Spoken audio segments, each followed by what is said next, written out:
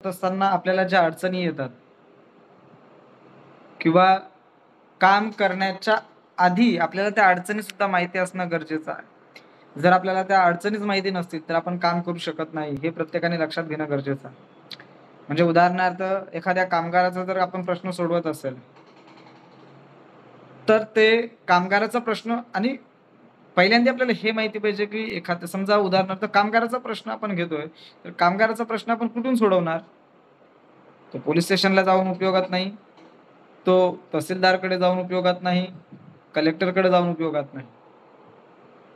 तर तो कुठे गेला पाहिजे? कामगार आयुक्ताकडेच जाऊन तो प्रश्न सोडवता येईल. अन्यथा तो प्रश्न आपण सोडवू शकत नाही. म्हणजेच हा प्रश्न सोडवण्याकरता पहिल्यांदा आपल्याला हे कळलं पाहिजे, की मला कामगार आयुक्तांकडे जायचं आहे.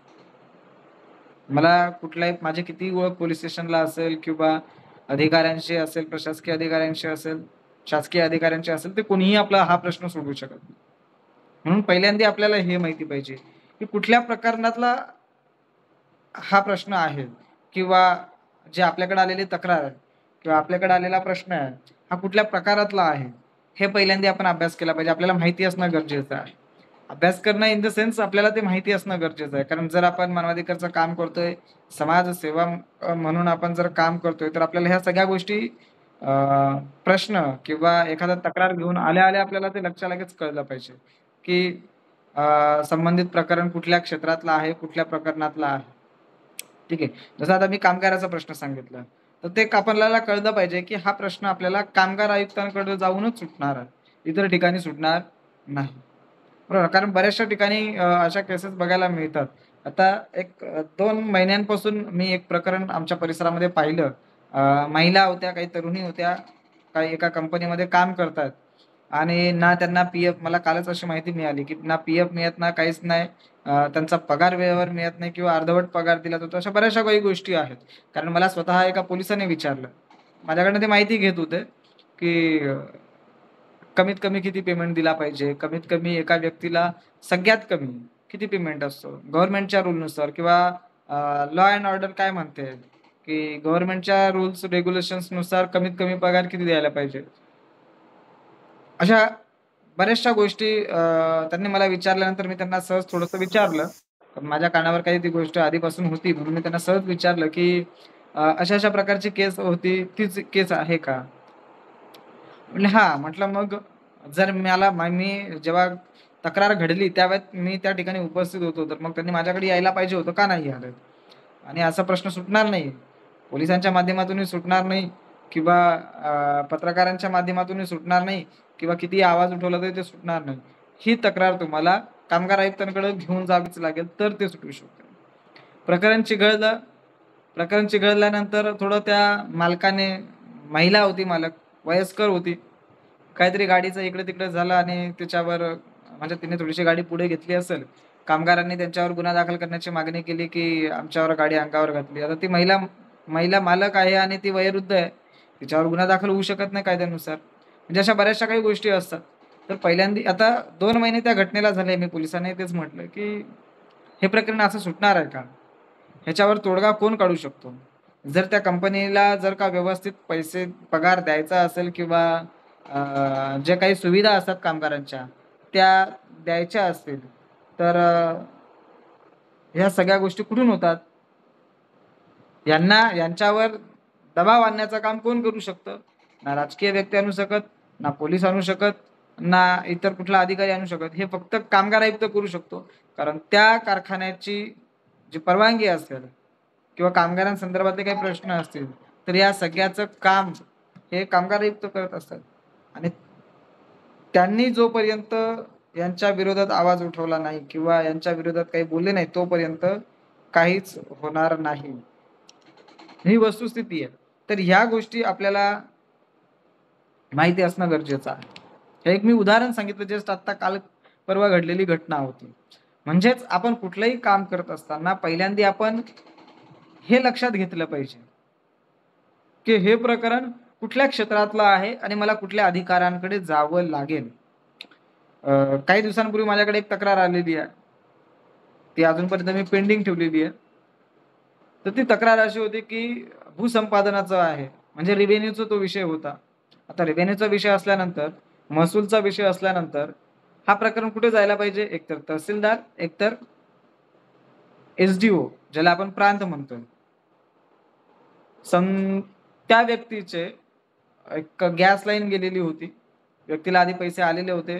त्याच्यामध्ये त्याचा भाऊ आणि तो, म्हणजे चुलत भाऊ, त्याची मिसेस आणि तो, म्हणजे 50% भाग त्याच्यामध्ये हकदार हा आहे आणि त्याचा भाऊ 50% हकदार आहे. जवळपास 6 महिने वेगवेगळ्या ठिकाणी तो फिरला. इथेच नाही तर मंत्रालय, मुख्यमंत्री, उपमुख्यमंत्री यांच्यापर्यंतही त्याने पत्रव्यवहार केलेले आहेत, परंतु त्याला कुठल्याही प्रकारचा न्याय मिळाला नाही. जेव्हा त्याने मला फोनवर सांगितलं, की असं-असं आहे, मला न्याय पाहिजे, मी सगळं फिरून झालोय, थकलो आणि व्यक्ती चांगला सुशिक्षित शिक्षक आहे. त्याची सुद्धा अशी अवस्था, अशी परिस्थिती झाली. का? कारण हे माहिती नाही ना. म्हणतो मी सगळं करून थकलो, काहीच होत नाही, काहीच उपयोग होत नाही. मी एवढा पत्रव्यवहार केला, मला न्यायच मिळत नाही. म्हटलं अरे कसं नाही मिळणार? म्हणजे जे आपण एक म्हण म्हणतोय, की "काखेत कळसा आणि गावाला वळसा", तसा प्रकार झालेला आहे. हे प्रकरण कोण हँडल करणार आहे? हे महसूलचा प्रकार आहे. महसूल खातं ज्यांच्याकडे येतं, जे महसूलचे तालुक्याचे मुख्य अधिकारी असतात, ते तुमचे एस-डी-ओ आहेत, सब डिव्हिजनल ऑफिसर, तुमचा प्रांत किंवा तहसीलदार. आता हे प्रकरण आपल्या परिसरामधलं प्रांतकडे हँडलिंग केली जाते. तुम्ही प्रांतकडे गेलात का? त्यांच्याकडे तक्रार अर्ज केली का? त्यांच्याकडे हे पैसे नेऊ नयेत किंवा माझाही त्याच्यामध्ये हक्क आहे, अशी त्याच्यामध्ये हरकत घेतली का? नाही, मी तिथे गेलोच नाही. गेला नाही तर मग तुला न्याय मिळणार कसा काय? मला सांगायचा उद्देश एवढाच आहे, की आपल्याला पहिल्यांदा हे कळणं गरजेचं आहे, की संबंधित क्षेत्राचा जर मला न्याय मिळवायचा आहे, तर तो न्याय मिळवण्याकरिता मी कुठे जायला पाहिजे? कोणाकडे जायला पाहिजे? हे आपल्याला पहिल्यांदा माहिती असणं गरजेचं आहे. म्हणून जोपर्यंत आपण तिथे जात नाही किंवा अ, त्या ठिकाणी आपण पोहोचत नाही, तोपर्यंत आपल्याला न्यायसुद्धा मिळू शकत नाही. म्हणून हे प्रत्येकाने पहिल्यांदा समजून घेतलं पाहिजे. प्रत्येकाला लक्षात आलं पाहिजे. तरच आपण चांगल्या प्रकारे काम करू शकतो. अन्यथा आपल्याला कामामध्ये यश मिळणार नाही. आपण हतबल होऊन जाणार. त्याचबरोबर काम करत असताना आपण योग्य मार्गावर नसल्यामुळं आपण करत असलेल्या कामावर आपला स्वतःचा विश्वास राहणार नाही किंवा आपण करत असलेल्या कामामध्ये आपल्याला यश मिळत नाही, म्हणून आपण थोडंसं हतबल होणार आणि काम सोडून देणार. ही वस्तुस्थिती आहे. कारण आपल्याला ह्याची पण माहिती असणं गरजेचं आहे, की आपण काय काम करतो आणि कशा पद्धतीने काम करतो. म्हणून कुठल्याही प्रकारची तक्रार आपल्याकडे आल्याच्या नंतर ती तक्रार कुठल्या क्षेत्रातली आहे, त्या तक्रारीवर आपण काय काम करू शकतो, कशाप्रकारे काम करू शकतो, या तक्रारीमध्ये आपल्याला कोण मदत करू शकतं, कुठल्या अधिकाऱ्यांकडे आपण गेला पाहिजे. खरंच ह्याच्याकडे पुरावे आहेत का? ते पुरावे सुद्धा आपण घेणं महत्त्वाचं आहे. आणि पुरावे असतील तरच आपण त्याच्यावर भाष्य करणं गरजेचं. अन्यथा आपण कुठल्याही प्रकारची स्टेटमेंट करणं व्यर्थ ठरेल. कारण जर एखाद्या प्रकरणामध्ये आपल्याला पूर्ण अभ्यास नाही, आपण त्याचे पुरावे तपासलेले नाहीत, काही अभ्यास केलेला नाही आणि आपण जर का डायरेक्टली जर का असं बोलत असू, की हां 100% न्याय मिळणार आणि समोरचा व्यक्ती जर आपल्याला गृहीत धरून चालत असेल, तर आपण अनसक्सेस होणार. आपल्यावर मग कोणी नंतर भविष्यामध्ये विश्वास नाही ठेवणार. म्हणून काम करत असताना कधीही गॅरंटी न देता 100% नाहीच. 100% आमचे प्रयत्न आहेत. 100% आम्ही काम करतोय. 100% आम्ही काम करणार. परंतु तुझ्याकडे असलेले पुरावे किती सत्य आहेत, त्याच्या आधारावरच हे काम होणार. त्याच्या आधारावरच तुला न्याय मिळणार. हे आपण स्पष्ट बोलणं गरजेचं आहे. जर आपल्याकडे पुरावेच नाहीत, आपल्याला दिसतं हे सत्य आहे, खरोखर याच्यावर अन्याय झालाय, पण त्याच्या संदर्भातले पुरावेच नाहीयेत, तर आपण काय बोलणार? हे पहिल्यांदा आपण लक्षात घेणं गरजेचं आहे. म्हणून पहिल्यांदा पुरावे किती आहेत, कशा प्रकारचे आहेत, ते लक्षात घ्यायचं आणि नंतर आपल्याला त्याला उत्तर द्यायचं किंवा त्यातला भाष्य करायचं किंवा त्याला स्टेटमेंट द्यायची, त्याला शब्द द्यायचा. अन्यथा तोपर्यंत शब्द देऊच नाही. आता जस्ट काही मिनिटांपूर्वी म्हणजे आपली मीटिंग चालू होण्याच्या आधी माझ्याकडे सायबर क्राईमची एक केस आली. आपण ती जस्ट मी त्याला रजिस्टर्ड करून दिलेली आहे. परंतु त्याला मी स्पष्ट भाषेमध्ये सांगितलं, आतापर्यंत आपण सायबर क्राईमच्या जवळपास 15 ते 20 केसेस केलेल्या आहेत आणि त्यापैकी 10-12 जणांना पैसे पूर्ण मिळालेले आहेत. आता ही एक केस मागच्या महिन्यातली आहे, जिला आपण 2,10,000 चे फ्रॉड होते. त्यापैकी ₹51,000 त्याचे जमा झालेले आहेत आणि इतर अजून पेंडिंग आहेत. तर गॅरंटेड असताना, की आपण त्या केसेस केलेल्या आहेत आणि पैसे सुद्धा मिळवून दिलेले आहेत. परंतु हा जो प्रकार आज घडलेला प्रकार होता, त्याचे ₹25,400 गेलेले आहेत. त्याला तो म्हणतोय कुठलाच मला मेसेज नाही, कुठला फोन नाही, कुठली लिंक नाही, काहीच नाही. जेव्हा त्याच्याकडं बँक स्टेटमेंट सुद्धा नव्हते. मोबाईलमध्ये त्याच्या ॲप्लिकेशन डाउनलोड केलं. त्याच्यावरून चेक केल्यानंतर कळलं, की एक Facebookच्या माध्यमातून काहीतरी पैसे घेतलेले आहेत. एक Swiggyचं काहीतरी अकाउंट आहे, त्याच्यामधून पैसे घेतलेले आहेत. असे काहीतरी प्रकार आहेत ते. त्याच्या मोबाईलमध्ये असं काही दिसत नाही. त्याच्यानंतर भीम ॲपचं काहीतरी रजिस्ट्रेशनचा मेसेज आलेला आहे, परंतु भीम ॲप्लिकेशन त्याच्या मोबाईलमध्ये नाहीये. आणि त्याला विचारल्यानंतर तो म्हणतोय, की मला फक्त मेसेजेस आले पैसे गेल्याचे. आणि त्याच्या 1 तास आधी मला फक्त भीम हे काहीतरी मेसेज आलेत. मला माहिती नाही कसले मेसेज आहेत. ते वाचले मी. तर ते भीम ॲपचे होते. त्याला काही त्याच्यातलं समजत नव्हतं. त्याला विचारलं, "हे तू केलंय का?" तो बोलतो, "नाहीच." आता समोरचे पैसे ट्रान्सफर नाही केलेले किंवा मेसेज आलेला कदाचित त्याने डिलीट केलेत की काय केलेत ते आपल्याला माहिती नाहीत. परंतु त्याच्या मोबाईलमध्ये असं काही दिसलं नाही. म्हणजेच सस्पेक्टेड ज्याला आपण म्हणतोय, समोरचा व्यक्ती जो आहे त्याची डिटेल्स आपल्याकडे काहीच नाही. म्हणजे कुठल्या अकाउंटला गेलेत ते अकाउंट डिटेल्सही नाही. त्याचबरोबर अ, कधी गेलेत त्याची डिटेल्स आहे, परंतु ते कुठून आले, तो मेसेज काय होता हे काहीच नाही. फक्त व्हिक्टिमचे आहे. म्हणजे ज्याचे गेलेत तो फक्त आपल्याला त्याचे फक्त डिटेल्स आहे. मग त्याचे यू-टी-आर नंबर वगैरे त्या ॲप्लिकेशनमधून घेतले आणि त्या याच्यानुसार आपण त्याची कंप्लेंट टाकली. परंतु सायबर क्राईमला कंप्लेंट केल्याच्यानंतर समोरचा अकाउंटच जर माहिती नाही, तर समोरच्या अकाउंटमधून किती पैसे कोणाच्या अकाउंटला आपण पैसे जमा करणार आहोत किंवा कोणाच्या अकाउंटमधून पैसे घेणार आहोत किंवा गेलेले जे पैसे आहेत ते रिटर्न होणार आहेत, हेच आपल्याला कन्फर्म नाहीये. तर त्याची गॅरंटी देता येत नाही. म्हणून त्याला मी स्पष्ट भाषेत सांगितलं, 100% प्रयत्न आपले आहेत. तुझी कंप्लेंट रजिस्टर्ड झालेली आहे. 5-6 दिवसांमध्ये स्थानिक पोलिस स्टेशनला ही कंप्लेंट येणार. त्याच्यानंतर तुला पोलिस स्टेशनमधून फोन येणार. त्यावेळेत मला फक्त फोन करून सांगायचं. मग आपण त्यांच्याकडनं डिटेल्स घेऊन पुढची प्रोसेस काय झाली ते आपल्याला समजेल. समोरचे अकाउंट कोण आहेत, काय आहेत ती डिटेल्स पोलीस आपल्याला पुढची देतील. कारण तू ट्रान्सफर केलेले कुठल्या अकाउंटला होते ह्याची डिटेल्सच नाही. ना फोनपे किंवा Google Pay किंवा बँकचे अकाउंट असे कुठलेच नाही. त्याच्यामुळे आपल्याला त्याचा काहीही सुगावा लागत नाही, की हे पैसे नक्की कुठे गेलेले आहेत. म्हणून 5-6 दिवसानंतर आपल्याला अंदाज येईल तेव्हा आपण ठरवू नक्की काय करायचं. म्हणजे अशा प्रकारचे आपल्याला त्याला धीर द्यावा लागतो. कारण तो म्हणत होता, की माझे पैसे गेलेत कसे काय मिळणार वगैरे. शेवटी ज्याचे पैसे जातात, ज्याच्या बाबतीत ही घटना घडते, थोडं तो व्यक्ती हतबल झालेला असतो, डिप्रेशनमध्ये असतो. त्याला धीर, आधार देणं आपलं काम आहे. म्हणजे अशा प्रकारचं काम आपण करत असताना हे शब्द आपले जेव्हा त्यांच्याकडे जातात, तर ते शब्द सुद्धा तेवढेच महत्त्वाचे असतात. ज्या प्रकारे आपण शब्द देतो, काही वेळेत काय होतं, काही जण काम काहीच करत नाहीत.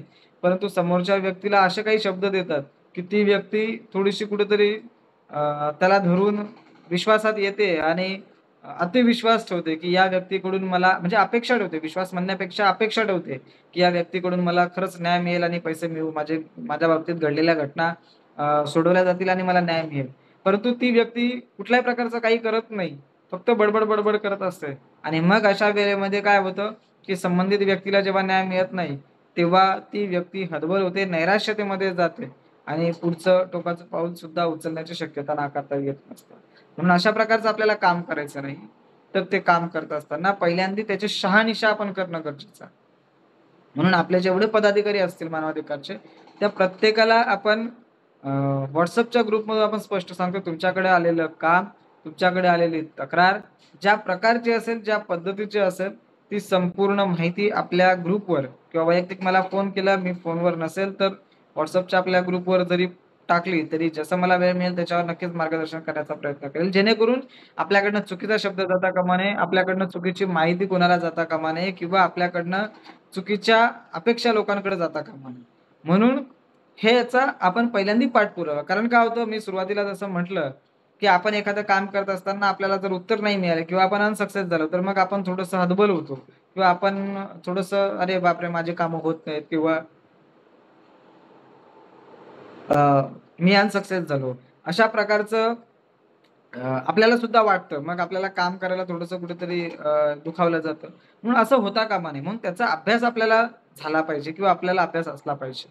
म्हणून त्याकरता आपल्याला त्या ग्रुपवर सगळं डिटेल्स पाठवायची असते, की जेणेकरून त्याचं मार्गदर्शन होईल. मार्गदर्शन झाल्याच्या नंतर एकदा का तुम्हाला त्या गोष्टी कळायला लागल्या, की ऑटोमॅटिकली आपण ते काम करू शकतो. जसं आता मी काही उदाहरणं सांगितली. कामगार आयुक्तांकडे गेल्यानंतर कसं त्यांना सांगायचं किंवा कशा प्रकारचं मेसेज करायचा, कशा प्रकारची माहिती द्यायची वगैरे या सगळ्या गोष्टी. ज्या वेळेमध्ये आपण अशा प्रकारची माहिती देत असतो, त्यावेळेत नक्कीच आपलं काम 100% होतं. आपल्याला चांगल्या प्रकारे समाजामध्ये नाव मिळतं आणि समाजामध्ये आपली चांगल्या प्रकारची कामं सुद्धा होत असतात.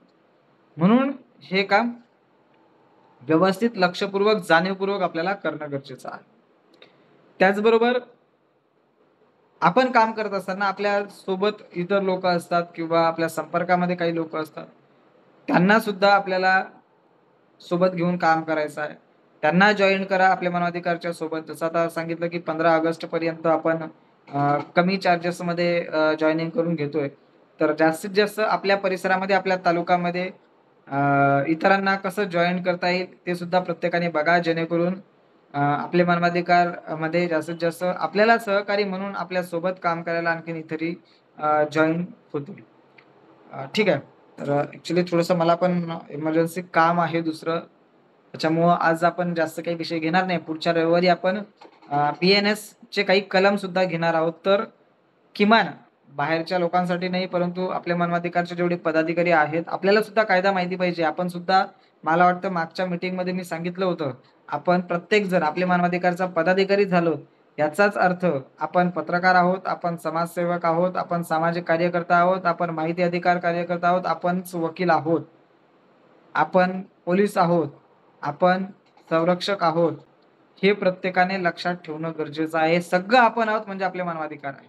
मग जर आपण वकील आहोत, तर आपल्याला कायदा माहिती पाहिजे. आपण पोलीस आहोत, आपल्याला कायदा माहिती पाहिजे. आपण पत्रकार आहोत, आपल्याला इतर चालू घडामोडींची माहिती असणं गरजेचं आहे. आपण माहिती अधिकार कार्यकर्ता आहोत, तर ते माहिती कशी मिळवायची हे आपल्याला माहिती असणं गरजेचं आहे. आपण एक चांगले समाजसेवक आहोत, म्हणजे लोकांच्या भावना आपल्याला कळल्या पाहिजेत. आपण एक सामाजिक कार्यकर्ता आहोत, म्हणजे समाजाशी आपलं काहीतरी देणं आहे, घेणं आहे. म्हणजे समाजामध्ये असलेले प्रश्न आपल्याला माहिती असणं गरजेचं आहे. तर ह्या सगळ्या गोष्टींचा अभ्यास आपल्या प्रत्येकाला असणं गरजेचं आहे. म्हणून पुढच्या रविवारीपासून आपण प्रत्येक पदाधिकाऱ्याने 9ची मीटिंग असते. आज थोडंसं जरा इमर्जन्सी ही एक कंप्लेंट रजिस्टर करायची होती म्हणून वेळ गेला. परंतु प्रत्येक रविवारी आपण स्वतःहून न सांगता आपल्याला ऑनलाईनच मीटिंग असते. किमान आपण थोडा वेळ जरी जॉइन झाला, तरी आपल्याला किमान एक कायदा जरी कळाला बी-एन-एसचा, तर नक्कीच भविष्यात आपल्याला तो उपयोगात येऊ शकतो. ठीक आहे. तर कोणाचा काही प्रश्न असेल तर विचारू शकता. कोणाचा काही प्रश्न असेल तर विचारू शकता.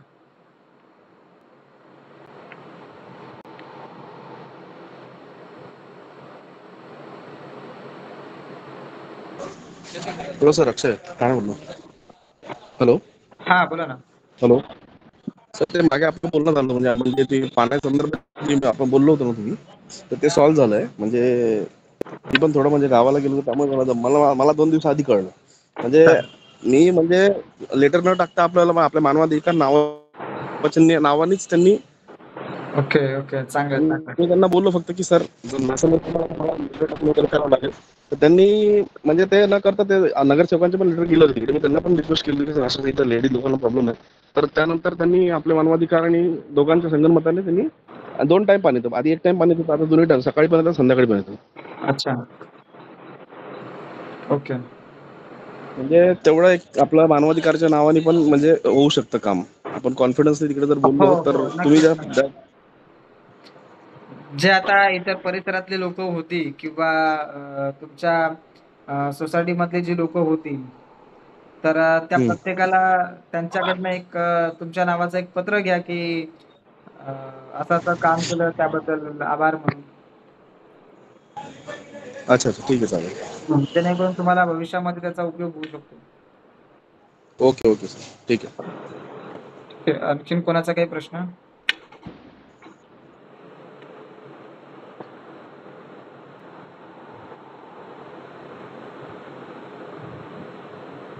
कोणाचा आणखीन काही प्रश्न?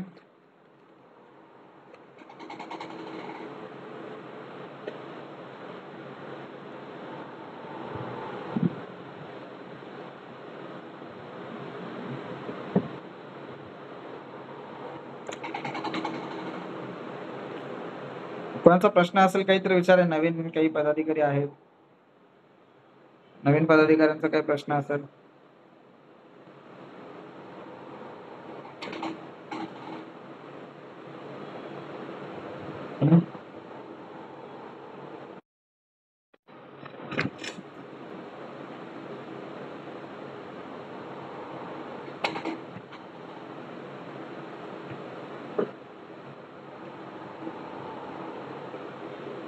पंधरा ऑगस्ट पर्यंत आपले मानवाधिकारच्या आपण जे नोंदणी आहे ती नोंदणी आपण 299 मध्ये ठेवलेली आहे तालुका पातळीवर. तर जास्तीत जास्त आपल्या तालुक्यामध्ये, आपल्या शेजारच्या तालुक्यामध्ये पदाधिकारी कसे जॉईन करता येईल त्याच्यासाठी प्रत्येकाने प्रयत्न करा, जेणेकरून आपल्याला कार्यक्रम चांगल्या प्रकारचे जनता दरबार आपल्याला पुन्हा चालू करायचे आहेत. जे मागील वर्षात आपण जनता दरबार बंद केले, पुन्हा आपल्याला जनता दरबार घ्यायचे आहेत. कारण जनता दरबारातून आपण सर्वसामान्य लोकांपर्यंत चांगल्या प्रकारे पोहोचतो आणि त्यांचे प्रश्न सुद्धा आपल्याला सोडवता येतात. जे मधल्या काळामध्ये राजकीय लोकांनी चालू केले होते म्हणून आपण थांबवले, तर आपल्यालाही घेता येतील. हा, बोला ना, काही प्रश्न? माईक ऑन करा ज्यांना बोलायचं असेल त्यांनी. हॅलो हा, बोला ना. सर, एक विषय होता. हा. म्हणजे दोन तालुक्याच्या शिवलगतचा रस्ता आहे. हा. तर ते म्हणजे पलीकडले आणि अलीकडले असं दोन शेतकरी वेगवेगळ्या गावचे आहेत. अच्छा. तर तिथं विषय कसा झालाय, आता ते रस्ता मंजूर झालेला आहे सगळा. हा. तर त्याचं काम चालू आहे. तर कम से कम 100-150 एकरचं पाणी दुसऱ्या गावातलं काय ते काय पाणी ह्या गावात येईल आहे. आवाज नाही तुमचा, आवाज क्लिअर नाही. हा, आता येतो का सर? हा हा, बोला ना. सर, ते म्हणजे सालेगाव म्हणून गाव आहे लोहारा तालुक्यातलं. हा. त्या गावातलं पाणी कलदेव निंबाळ्यात येऊ लागले समजा. त्या आणि ते गावच्या? पाणी तुम्ही पाणी पावसाचं हा हा. पावसाचं पाणी एका जागेतून येऊ लागले. तर त्याच्यामुळं कम से कम 7-8 कुटुंब उद्ध्वस्त होऊ लागलेत असं म्हणजे निदर्शनास आले. पाणी ओव्हर होऊन इकडे येते असं? हा. आणि अच्छा. मी 2 वेळेस सुनावणीला गेलो होतो. हा. म्हणजे दोन्हीकडच्याही बाजूनं अर्ज केलेले आहेत तहसीलदारला. हा. तर मी मध्यस्थी होऊन एका साईडनं पाणी काढून द्या असं सगळ्याला मंजूर केलेलं होतं. पण नंतर आता एक त्यांनी आदेश आणलेत की त्याच जागेत 2 जागेत नळ्या टाकायच्या आहे. हा.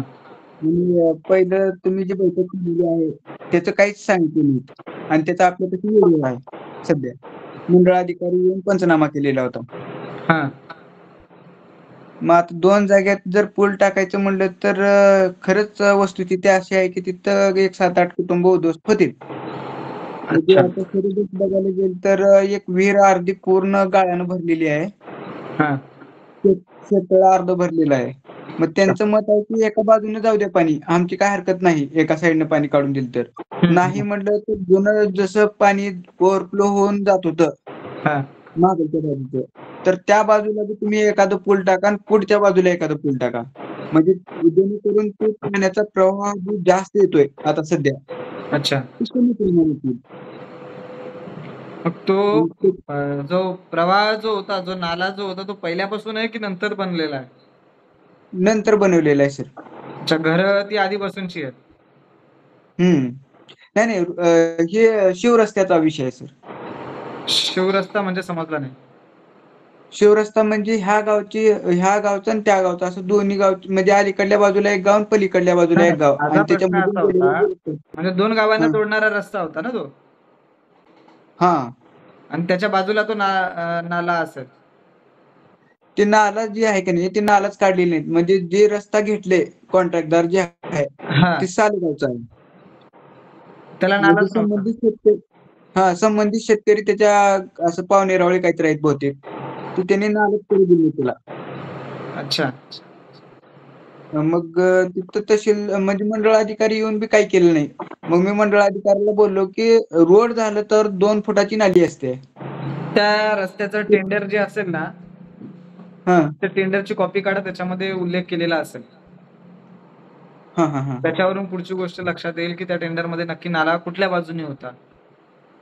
हा हा हा आणि जर नसेल तर मग त्याच्यामध्ये पुन्हा नसेल आणि ते त्रास होतोय, तर त्या संदर्भातला काही एखादा फोटो वगैरे काढून ठेवा, की संबंधित कुटुंबाला किंवा जे काही घरं असतील त्यांना त्याचा त्रास होतो असं काही दिसतंय त्याच्यामध्ये ते फोटो आणि तसा एक लेखी अर्ज करून तहसीलला एक देऊन टाकायचं की बाबा या प्रकरणाचं आमचं नुकसान होतंय. भविष्यात जर काही नुकसान झालं त्याला जबाबदार तुम्ही राहणार. तशा पद्धतीचा मी अर्ज द्यायला लावला त्यांना. त्यांनी उपोषणाचा अर्ज दिलेत. म्हणजे कलेक्टर पर्यंत अर्ज गेलेला आहे, पत्रव्यवहार झालेला आहे सर. हा मग मग आता काल आदेश काढले तर मी त्यांना विचारलो की आदेश तुम्ही काढलो कसं? पहिले सुला नोटीस यायला पाहिजे. दोन्ही व्यक्तींना समोर बसून तुम्ही विचारलं पाहिजे की समस्या काय नेमकी. रस्ता कोणाच्या अंडरचा आहे, पीडब्ल्यूडीच्या की जिल्हा परिषदच्या? रस्ता कोणाचा आहे? माझ्या मते जिल्हा परिषदचा. रस्ता कोणाचा आहे? रस्ता शिवरस्ता आहे पण पीडब्ल्यूडी नसेल. ग्रामपंचायत की जिल्हा परिषद? जिल्हा परिषदचा आहे. हा, मग हा विषय कलेक्टरकडे न जाता सीओ कडे टाकावा लागेल. सीओला बी एक दिलेला आहे की सर. मुख्य कार्यकारी अधिकारी. सीओ आणि जिल्हा परिषदची पण पीडब्ल्यूडी असते. बांधकाम खातं जे आहे ना, ते जिल्हा परिषदचं पण असतं. त्या जिल्हा परिषदच्या बांधकाम खात्याला आणि सीओना कलेक्टरकडे जाऊन काहीच होणार नाही. कलेक्टर सीओकडेच पाठवणार परत. नाही सगळ्याकडे पत्रव्यवहार त्यांनी केलेला आहे. हा, स्टेप बाय स्टेप. मग आता सीओचं काय म्हणणं आलं त्याच्यावर? अगदी ग्रामपंचायत पासून कलेक्टर पर्यंत पत्रव्यवहार झालेला आहे. त्याच्यामुळे आता सध्या सीओचं काय म्हणणं आलं? सीओचं काय म्हणणं आलं? त्यांनी अहवाल सादर करायला सांगितलेत मंडळ अधिकाऱ्याला. अच्छा, मंडळ अधिकाऱ्याने अहवाल बनवले का? मंडळ अधिकाऱ्याने अहवाल बनवले होते. त्या टायमाला एक साइडनं पाणी काढून द्यायचं मंजूर झालं होतं. तर त्या अहवालाच्या विपरीत मंजूर आदेश झालं होतं, निघाला. पण त्याचा पुरावा काय आहे का? कागदोपत्री? कागदोपत्री आम्ही सिग्नेचर करून दिलेलं होतं त्या टायमाला. एक कॉपी त्याची कॉपी आहे सर. आहे ना, त्याच्यावर उल्लेख आहे ना त्याचा? हा, त्याच्यावर उल्लेख आहे. परंतु परत नंतर आदेश कसं निघाला मला समजलं नाही सर. काय? म्हणजे तहसीलदारनं आदेश दिलेत असं त्यांचं म्हणणं आहे की तुम्ही ह्याला हजरच नव्हतो. काय करायला नव्हतं? स्पॉट पंचनामा ज्या दिवशी होता त्या दिवशी तुम्ही हजर नव्हतो. काय संबंधच असं नाही ना. जर म्हणणं. त्यांनी पंचनामा बनवलाय हं. तर पंचनामा पुन्हा करावा. मग दुसरं कोणतरी हजर असेल ना तिथे. हा, मी स्वतः हजर होतो सर. त्याच्यावर माझी सिग्नेचर आहे, माझ्यापाशी व्हिडिओ आहे त्याचा. अच्छा. माझं असं मत आहे की मंडळ अधिकाऱ्याला बहुतेक त्या ह्यांनी म्हणजे कॉन्ट्रॅक्टर जे आहेत त्यांनी मॅनेज केलेत. नाही, असू दे ना, त्यांच्या वर जायचं. त्यांचा बाप बसलेला असतो वर. मंडळ मग तेच अधिकारी आता काय एवढा मोठा माणूस नाहीये. त्याच्यावर आहेत, प्रांत आहे त्याच्यावर, एसडीओ तुमचा. मग एसडीओ साहेबांना उद्या भेटू का मी तहसीलदार साहेबांना भेटू? तहसीलदार पण चालेल, एसडीओ पण चालेल. पहिल्यांदा सीओ काय बोलतो ते बघा. हो. कारण रस्त्याचा प्रश्न एसडीओ किंवा तहसीलदार दोन्ही नाही घेणार. एकदा तहसीलदारांशी बोलून घ्या. किंवा ते काय बोलतात ते बघा. नंतर मला फोन करा, मग मी बोलतोय त्यांच्याशी. नाही झालं तर मग एक सीओकडे जाऊन ना, सीओनं धारेवर धरलं की ऑटोमॅटिक ते काम करणार. आणि त्यांना डायरेक्ट हीच भाषा वापरायची की तुम्ही कॉन्ट्रॅक्टरचे तुम्हाला कॉन्ट्रॅक्टरनी काय दिलाय का? पहिल्यांदा टेंडर वगैरे ही सगळी गोष्ट एकदा नीट व्यवस्थित तपासून घ्या. नाही असेल तर आपण डायरेक्ट ही भाषा त्यांना वापरू शकतो की तुम्ही त्या ठेकेदाराची बाजू का घेता. मी जेवढे पत्रव्यवहार केलेत की नाही ते पत्रव्यवहार तुम्हाला सेंड करतो. एक वेळेस तुम्ही पण नजर टाका त्याच्यावर. चालेल ना, पत्रव्यवहार केलेले मला दाखवा. त्या आणि संबंधित मी ठिकाणाचे फोटो वगैरे पण पाठवा म्हणजे लक्षात येईल.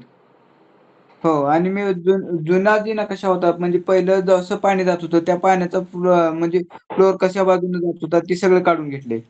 ठीक आहे ना, चालेल ना, काही हरकत नाही. म्हणजे हां, त्यांनी जो त्याच्यामध्ये पहिला जाणारा फ्लो होता तो बदललाय का? हो, बदललाय सर. अच्छा, म्हणजे ऍक्च्युली पहिलं असं कसं पहिल्यापासून पहिलं उत्तर असलेला दक्षिण नैसर्गिक नाला ज्याला आपण म्हणतो नैसर्गिक, हां. तो शक्यतो बदलता येत नाही. इमर्जन्सीच झाली तर तो बदलता येतो, अन्यथा तो बदलता येत हां, नाही. बदलला असेल तर म्हणजे त्याला कसं आपल्याला पुन्हा झालं धारेवर धरता येईल, की हा का बदलला? हं. म्हणजे पहिला रस्ता नव्हता. तो हां. रस्ता उगा पाऊलवाट असलेली होती. आता तो रस्ता 8 फुटी झाला मोठा. मग ठीक आहे ना, ते काय जे हरकत नाही. त्याचं जे नकाशा वगैरे जर असेल ना, तो एकदा दाखवा म्हणजे लक्षात येईल. मग त्यानुसार पत्रव्यवहार करता येईल त्यांना. हां. ठीक आहे. म्हणजे उत्तर-दक्षिण पाणी जात होतं पहिलं. हां. आता पूर्व पश्चिम झाले. ती पूर्ण आता पाण्याची दिशाच आधी बदलली. आधी दिलेले असतील ते पत्रव्यवहार ठीक आहे. मी तुम्हाला नंतर सांगतो कसा पत्र करायचा. त्याच्यावर काय करा, ठीक. जे त्या परिसरात राहणारे लोकं आहेत, तो पत्र लिहायचा, हं, त्यांच्या सह्या घ्यायच्या. तो पत्र तुमच्या हं, नावाने घ्यायचा आणि मग आपल्या लेटर पेपरवर तो पत्रव्यवहार तहसील आणि हं. एसडीओ याला सीईओला देऊन टाका. बरं, ठीक आहे सर. सर दुसरा एक विषय होता माझा. हां, बोला ना.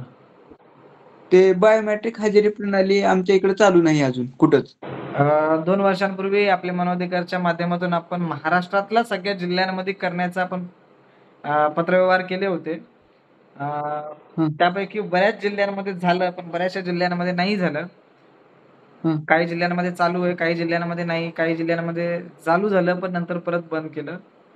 आता कसं असतं, हं. प्रत्येक जिल्ह्याची सिच्युएशनवर डिपेंड आहे. तर मग त्या सर मी संदर्भातला तिथं आपण पत्रव्यवहार तिथं करू शकतो. मी जे पत्र तिथं कलेक्टरला दिले मी तुम्हाला सेंड केले बघा. केलंय का? बायोमेट्रिक ठीक आहे ना, हजेरी. चालेल. आपल्या ग्रुपवर पाठवलं तरी पण चालेल. बघूया आपण त्याच्यावर मी पुन्हा एकदा आपण त्यांना तुम्हाला शेअर सांगूया, की केलेलं आहे. बायोमेट्रिक कारण बायोमेट्रिक हे गव्हर्नमेंटनेच चालू केलेलं आहे. मग त्याचाच म्हणजे संदर्भ घेऊन मी लेटर बनवलेलं होतं. हो, चालेल ना, चालेल. त्याच्यावर आपण पुन्हा एकदा कारण आपण 2 वर्षांपूर्वी आपण स्वतः मागणी केली होती, की प्रत्येक कार्यालयामध्ये बायोमेट्रिक हं. प्रत्येक अधिकाऱ्यासाठी असणं गरजेचं आहे म्हणून. आणि सर मी तिसरा विषय एक असा होता, की हां. मी म्हणजे अंगणवाडी विभाग असते का? तिथं आर-टी-ओ टाकला होता. काय? माहिती अधिकार टाकला होता तिथं हां, अंगणवाडी केंद्रात, मुरुम सर्कलला. हां, तर त्यामध्ये माहिती मला अशी भेटली, की एक सुपरवायझर आहेत हां. मॅडम. त्यांनी स्वतःचंच घर भाड्याने दिलेलं आहे अंगणवाडीसाठी. अच्छा. हं. आणि त्याचे भाडे त्यांनी 5 वर्ष झालं वसूल करतात. मग माझं मत असं होतं, की सरकारी नोकरदाराला स्वतःचं घर देण्यापेक्षा सामान्य नागरिकाचं दिलं असतं तर बरं झालं असतं. काय तसा समजलं नाही, काय समजलं नाही. हं. समजलं नाही. सरकारी नोकरदार स्वतः इथं हां, सुपरवायझर मॅडम. हां. त्यांनी स्वतःचंच घर अंगणवाडी भरवण्यासाठी भाड्याने दिलेलं आहे. भाड्याने कसं काय दिलं? 5 वर्ष झालं भाड्याने दिलेलं आहे. ते निष्पन्न झाले माझ्याकडे त्याचे डॉक्युमेंट आहे सगळे. त्याचे सगळे पुरावे घ्या ना. त्यांच्यावर आपण कारवाईची मागणी करू त्यांनी भाडं घेतलंय का? हो, घेतले सर. आणि 5 वर्ष स्वतःचं झाले तुम्ही भाडे पण वसूल करतायत. त्यांच्यावर कारवाईची मागणी करूया आपण.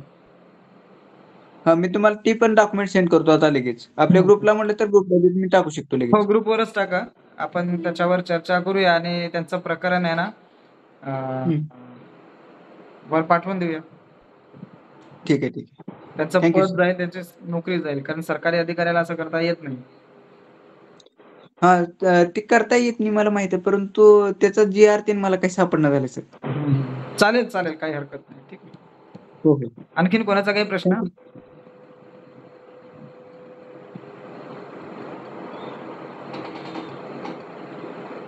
आणखी कोणाचा काही प्रश्न आहे?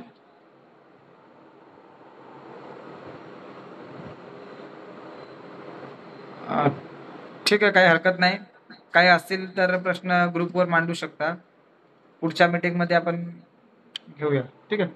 15 ऑगस्ट पर्यंत आपल्याकडे वेळ आहे. 15 ऑगस्ट पर्यंत आपण ज्या नियुक्त्या आहेत त्या आणखीन अ, करू शकतोय. ₹299 सध्या आपण शुल्क आहे. 15 ऑगस्ट नंतर पुन्हा जे आपलं जुनं शुल्क होतं तालुक्यासाठी ₹1000 तेच होणार आहे. त्याच्यामुळं जर आपल्या संपर्कामध्ये, आपल्या परिसरामध्ये, तालुक्यामध्ये, इतर बाजूच्या तालुक्यामध्ये जर कोणाला कार्य करायचं असेल, जॉइन करायचं असेल, तर त्यांना 15 ऑगस्ट पर्यंतच ₹299 भरून जॉइन होता येईल. नंतर त्यांना जास्त शुल्क भरावं लागेल. तर जास्तीत जास्त जॉइन करण्याचा प्रयत्न करा आणि प्रत्येक रविवारी लक्षात ठेवायचं, ह्या टायमिंगमध्ये 9 वाजताची आपली मीटिंग असतेच असते. त्याच्यामुळे आपण प्रत्येकाने जास्तीत जास्त जॉइन व्हा पुढच्या आठवड्यापासून आणि टायमिंगवर जॉइन व्हा. कारण कसं होतं, आपण बरेचसे जण उशिराने जॉइन होतो. त्याच्यामुळं मग जे काही सुरुवातीचे मुद्दे असतात किंवा काही कायदेसंदर्भात माहिती असते, तर ती आपल्याला काही देता येत नाही. माहिती घेता येत नाही. म्हणून ते प्रत्येकाने जॉइन होणं गरजेचं आहे आणि इतरांना सुद्धा जॉइन करू शकता. असं नाही की आपल्या पदाधिकारी जॉइन झाले पाहिजेत. कारण जेणेकरून आपलं नाव आपण जे माहिती देत असतो, ते इतरांना जेव्हा कळते, तेव्हा त्यांनाही माहिती होतं की आपले मानवाधिकार फाउंडेशन असं चांगल्या प्रकारचं काम करते. आम्हाला सुद्धा काही अडचणी आल्या तर ते आम्ही मानवाधिकारपर्यंत पोहोचू शकतो. म्हणजे तो आपला फायदा होऊ शकतो. म्हणजे आता समजा तुम्ही जर का पुण्यातून आहात, बुलढाण्यातून आहात किंवा कोल्हापूरमधून आहात, तर तुमच्या परिसरामध्ये जेव्हा लोकं जॉइन होतील, तेव्हा ती ओळखताना आम्हाला नाही ओळखणार, तुम्हालाच ओळखणार आहे. त्याच्यामुळे येताना काम हे तुमच्याकडूनच येणार. कारण बरेचशा ठिकाणची कामं डायरेक्टली माझ्याकडे येतात. कारण आता मी Facebookला तेवढा जास्त ॲक्टिव्ह असतोय. आपला Facebookला सुद्धा ग्रुप आहे. कोणी जॉइन नसेल तर मी लिंक पुन्हा टाकेल ती. आपल्या परिसरातले लोकं पण त्याला जॉइन करा त्या Facebookच्या ग्रुपला, पेजला. जेणेकरून संपूर्ण महाराष्ट्रातल्या ज्या काही कामं असतात किंवा इतर लोकं म्हणजे आपल्यालाच नाही, तर इतर लोकं पण त्याच्यावर वेगवेगळ्या पोस्ट टाकत असतात, न्यूज टाकत असतात. तर त्या पोहोचवण्याचं काम सुद्धा आपण त्या माध्यमातून करतोय. तर प्रश्न सुद्धा आपल्याकडे लोकांचे त्या माध्यमातून येतात. तर मी ॲक्टिव्ह असल्यामुळं संपूर्ण महाराष्ट्रातून डायरेक्टली पण म्हणजे आता समजा उदाहरणार्थ पुण्यामध्ये तुम्ही काम करताय, परंतु पुण्यामधून तुम्हाला फोन नाही तर डायरेक्टली मला येत असतात. का येतात? कारण त्या पद्धतीनं प्रत्येकाला रिप्लाय देणं किंवा प्रत्येकाशी बोलणं किंवा प्रत्येकाला उत्तर देणं अ, हे कंटिन्युअसली माझं चालू असतं. त्याच्यामुळे ते मला फोन येतात. असं आपल्याला पण आले पाहिजेत. म्हणजे इव्हन आपण जर का आता मी समजा पालघर जिल्ह्यात काम करतोय, तर मी पालघरमध्येच नाही. मला वाटलं ठाण्यात काम करायचंय, मुंबईचं काम करायचंय, नाशिकचं काम करायचंय, करू शकतो. फक्त पद त्या ठिकाणचं आहे. पण काम करताना आपण कुठल्याही कानाकोपऱ्यामध्ये जाऊन करू शकतो. ठीक आहे, तर हे प्रत्येकाने लक्षात ठेवा आणि प्रत्येकाने वेळेवर मीटिंगला